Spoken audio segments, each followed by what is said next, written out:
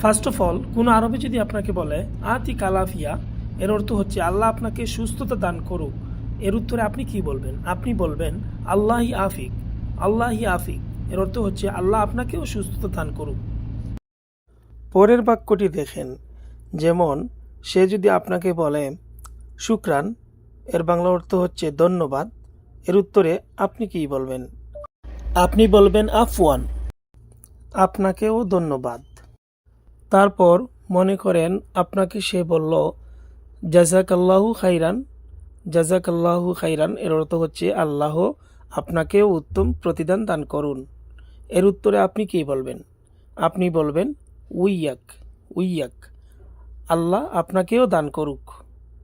তারপরে যদি সে আপনাকে বলে হায়াক আল্লাহ, হায়াক আল্লাহ, এর অর্থ হচ্ছে আল্লাহ আপনার হায়াতে বৃদ্ধি দান করুক, এর উত্তরে আপনি কি বলবেন? আপনি বলবেন আল্লাহি হাইয়িক, আল্লাহি হাইয়িক, এর অর্থ হচ্ছে আল্লাহ আপনাকেও দান করুক।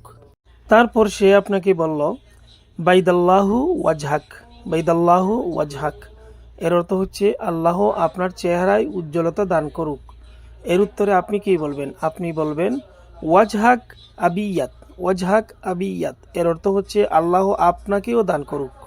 তারপর সে আপনাকে বলল তাওয়াক্কুল আলাল্লাহ, এর অর্থ হচ্ছে আল্লাহর উপর ভরসা করো, এর উত্তরে আপনি কি বলবেন?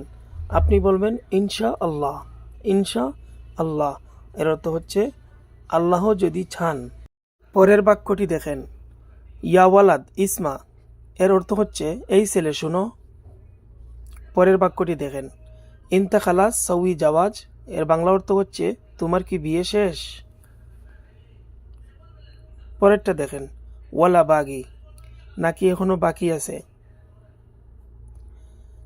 মিতা সাউই, এর অর্থ হচ্ছে কবে করবেন?